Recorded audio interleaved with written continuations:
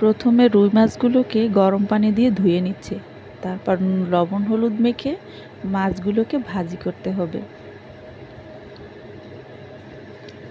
যারা নতুন রান্না করছেন আর এর থেকে সহজ রেসিপি আর হয় না আমাদের গ্রাম বাংলায়, এরকম সহজ সরল রেসিপি দিয়েই আমরা সবসময় রান্না করে থাকি।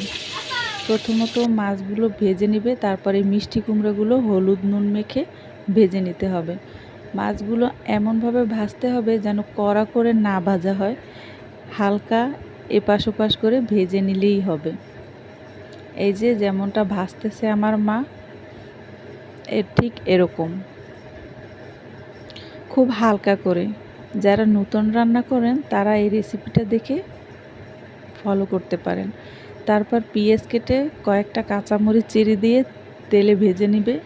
ভাজা হয়ে গেলে কখনোই আপনারা গুঁড়া মশলা